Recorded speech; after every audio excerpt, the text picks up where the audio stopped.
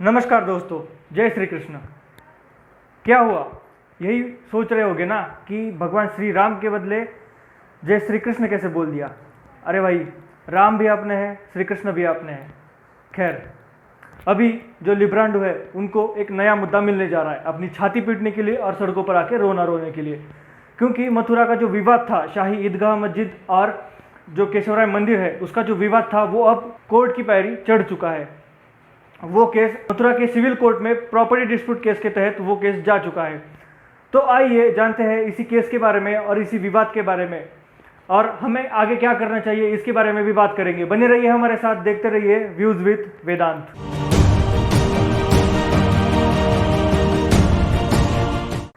दुनिया में ऐसी कई घटनाएं हुई जहां पे उस स्थान के स्थानिक निवासियों को उनकी संस्कृति भुला देने का प्रयास किसी और शक्तियों द्वारा किया दिया गया।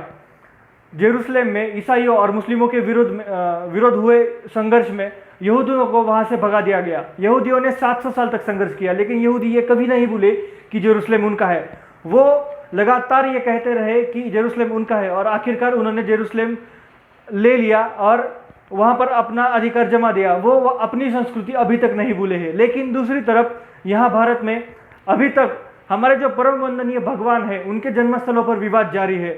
जहां एक तरफ अयोध्या में बाबरी मस्जिद खड़ी करके अयोध्या का जो एक प्राचीन स्वरूप था, उसकी जो सांस्कृतिक स्वरूप था, उसे बिगाड़ने की कोशिश की गई और अभी वो केस सुलझ चुका है। लेकिन दूसरी तरफ जहां पे भगवान श्री कृष्ण का जन्म हुआ उसी मंदिर के प्रांगण में, और जहां पे भगवान श्री कृष्ण का जन्म हुआ उसी के ऊपर अभी जो शाही ईदगाह मस्जिद बनी हुई है उसका विवाद कोर्ट में जा चुका है।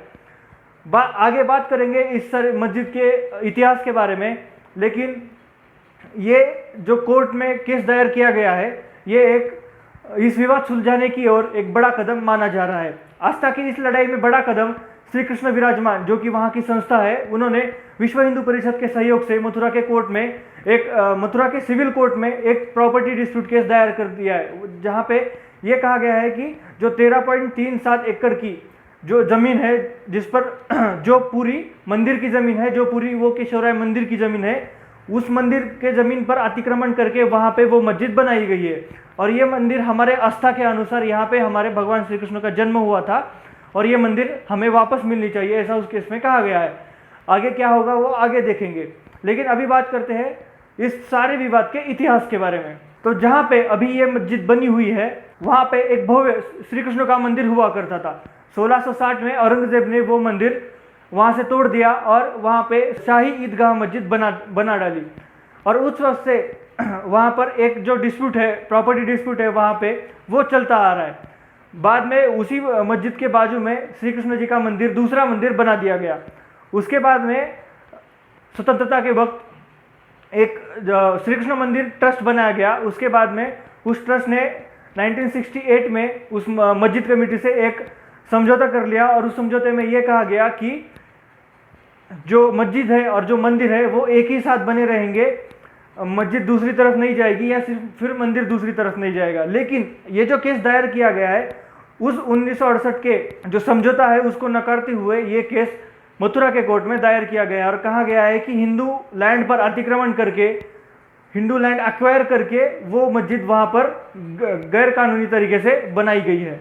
अब ये जो केस है ये बहुत ही सरल केस है, जहाँ पे हमें दिखता है जब हम जाएंगे, मथुरा में जाएंगे, उस मस्जिद में जाएंगे तो मस्जिद में हमें अभी भी जो गर्भगृह बना हुआ था उस मंदिर का पहले, उस गर्भगृह का ढांचा अभी भी दिखता है। वहाँ पे पिलर्स और जो दीवारों के नीचे के साइड की जो नक्शी काम है वहाँ पे किया हुआ वो अभी भी हमें दिखता है। और वही केस सेम काशी में भी है, जहाँ काशी की जो ज्ञानव्यापी मस्जिद है वो भी मस्जिद, वहाँ पे एक पूरी दीवार मंदिर की है, वहाँ पे सारे पिलर्स मंदिर के, लेकिन सिर्फ उन्होंने मंदिर के ऊपर गुम्बद बना दिया और कह दिया कि ये हमारी मस्जिद होगी। यही काम जो ये मुस्लिम आक्रांता थे उन्होंने यही काम किया था कि उन्होंने मंदिरें तोड़ दी और मंदिरें तोड़कर मंदिरों के ही ढांचे के ऊपर गुम्बद बना दिया, और गुम्बद बनाकर उन्होंने ये कह दिया कि ये हमारी मस्जिद बनेगी। अभी ये जो विवाद है ये कोर्ट में गया हुआ है, इसमें जमीन एक्वायर करने के लिए एक बहुत बड़ा जो रुकावट है वो मानी जा रही है places of worship act 1991। PV Narasimha Rao की सरकार में ये जो एक्ट है वो संसद में पास किया गया। इसमें कहा गया है कि जो धार्मिक स्थल है, बड़े धार्मिक स्थल भारत देश में, उसकी जो स्थिति है वो जैसे 15 अगस्त 1947 को ट्रांसफर ऑफ पावर के वक्त थी वैसी ही बनी रहेगी, उसमें कोई बदलाव, बड़ा बदलाव नहीं किया जा सकता। वहां पर किसी भी तरह का क्लेम किया नहीं जा सकता, ऐसा उसमें कहा गया है। और जो शांतिप्रिय समुदाय के अशांत व्यक्ति जो है असदुद्दीन ओवैसी, उसने भी यही कहा है कि ये जो मथुरा का विवाद है ये सुलझना बिल्कुल भी असंभव है, क्योंकि प्लेसेस ऑफ वर्शिप एक्ट इसकी सहमति नहीं देता। उसने भी ये ट्वीट करके कहा है और उसे भी यही चाहिए। बाबरी मस्जिद के बचाव के वक्त भी ये जो शांतिप्रिय समुदाय है उसके लोगों ने टीवी पर आकर कोर्ट में भी यही गवाही दी थी कि हम हमारी मस्जिद कभी भी उस जगह पर नहीं बनाते जहाँ पे दूसरे धर्म का इबादत गाह हो, जहाँ पे दूसरे धर्म का प्रार्थना स्थल हो। लेकिन अगर ऐसा है तो दे दीजिए हमारा काशी और मथुरा। वहां पे तो दिख रहा है ना, वहां पे दिख रहा है कि काशी में दिखता है, आप जाएंगे तो वहां पे मंदिर था, मंदिर के ऊपर गुम्बद बना दिया गया, वहां पे दिख रहा है। मथुरा में भी वैसा ही दिख रहा है, तो दे दीजिए हमें। ये नहीं देंगे, क्यों? क्योंकि ये ईमानदार कौम ही नहीं है, इनके जहन में ईमानदारी ही नहीं है। अगर इनके जहन में ईमानदारी होती तो पाकिस्तान में काफिर काफिर शिया काफिर के नारे बिल्कुल नहीं लगते।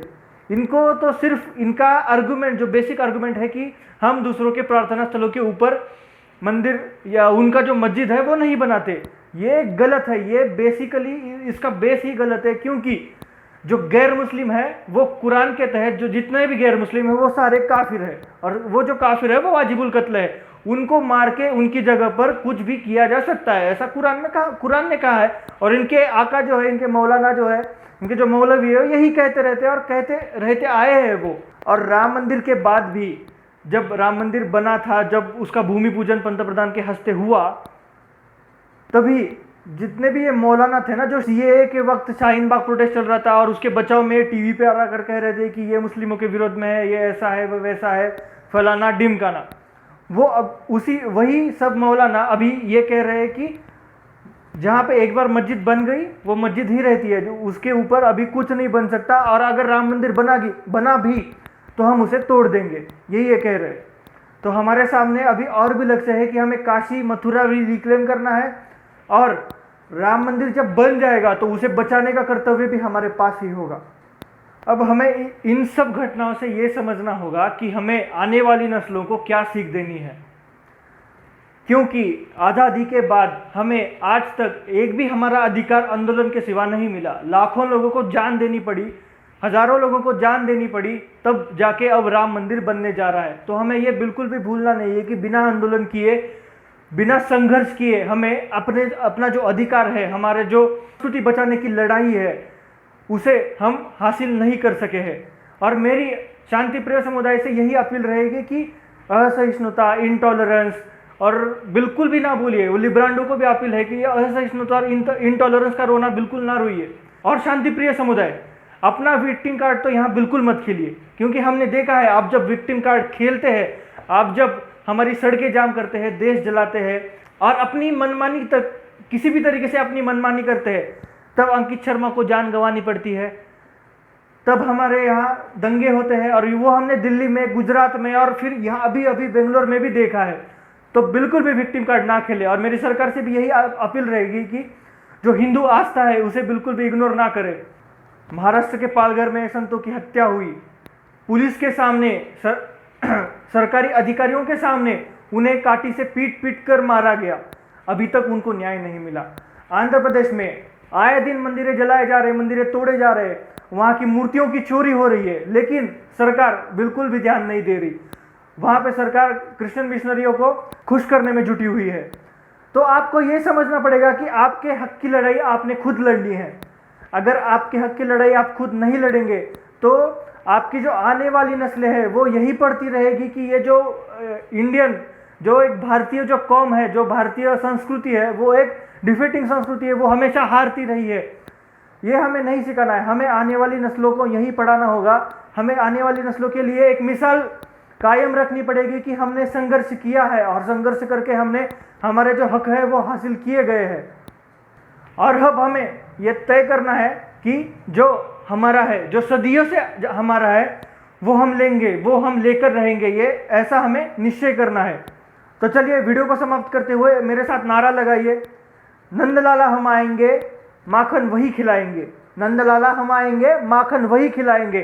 और याद रखिए, यही नारा अगर हमें ज़रूरत पड़े तो मथुरा में जाकर भी हमें यही नारा लगाना है और श्री कृष्ण भगवान के जन्मभूमि पर हम उनका मंदिर जो है वो बनाकर ही रहेंगे। हमारे पूर्वजों ने राम मंदिर के लिए अपनी जानें दी है, राम मंदिर बनाने के लिए वहाँ पर जाकर आंदोलन किया है, कितने दिनों तक जेल में बंद रहे हैं। अब ये हमारा कर्तव्य है कि हम मथुरा की लड़ाई हम अपने ऊपर ले ले और अपना योगदान देकर, जिस तरह से राम मंदिर की लड़ाई हमारे पुरखों ने लड़ी थी, वैसी ही लड़ाई हम मथुरा के लिए अब लड़ेंगे। हालांकि उसमें नेता होंगे, उसकी राजनीति से परे होकर अपने धार्मिक संस्कृति बचाने के लिए, भारत की जो पुरानी संस्कृति है, सनातन संस्कृति है, उसे बचाने के लिए हमें वो वहाँ पर मंदिर बनाना पड़ेगा। नहीं तो जो हमारी आने वाली नस्लें हैं वो यही पढ़ती रहेगी कि वहाँ पे मंदिर था वो तोड़ दिया गया और वहाँ पे मस्जिद अभी है, और वो वही मस्जिद में जाकर अपना माथा झुकाएगी। तो ये हमें होने नहीं देना है। हमें जो आने वाली नस्लें हैं उनके साथ में, उनके सामने एक जो अपनी मिसाल है वो कायम करनी है और उनको बताना है कि हमने किस तरह से आंदोलन करके, किस तरह से संघर्ष करके हमने अपना जो हक है, अपनी जो संस्कृति है, अपनी जो सनातन धर्म की संस्कृति है वो हमने बचा कर रखी है और ये हमें बचा के रखनी है। और ये भी मत भूलना कि हमारे पालघर के संतों को अभी तक न्याय नहीं मिला है। 2 संतों की हत्या बहुत ही बेरहमी से हुई है वहाँ पे। उनको न्याय दिलाना हमारा काम है। तो सरकार को लेटर लिखिए, ट्वीट करिए, ज़्यादा सरकारी संस्थाओं को टैग करिए, उस ट्वीट में पुलिस को टैग करिए, लेटर लिखिए। आप जहाँ पे भी लिख सकते हैं, न्यूज़पेपर में आर्टिकल लिखिए या ऑनलाइन न्यूज़ पोर्टल पे आर्टिकल लिखिए, सोशल मीडिया पे आप वीडियोस बनाकर डालिए, जितना भी हो सकता है वो करिए और उन संतों को न्याय दिलाइए। उन संतों की न्याय दिलाना हमारी जिम्मेदारी है। तो चलिए हम निश्चय करते हैं कि अगर राम मंदिर के लिए आंदोलन प्रारंभ होता है तो उसमें हम अपना यथासंभव योगदान देंगे और ज़रूरत पड़े तो मथुरा में जाकर हम आंदोलन करेंगे और मथुरा में जो मंदिर है वो बनाकर रहेंगे। तो आज के वीडियो में बस इतना ही। इसी सब घटनाओं के बारे में लेटेस्ट अपडेट पाने के लिए हमारे चैनल को सब्सक्राइब कर दीजिए, बेल आइकॉन भी दबा दीजिए। आप हमें ट्विटर पर, इंस्टाग्राम पर फॉलो कर सकते हैं, लिंक आपको डिस्क्रिप्शन में मिल जाएगा।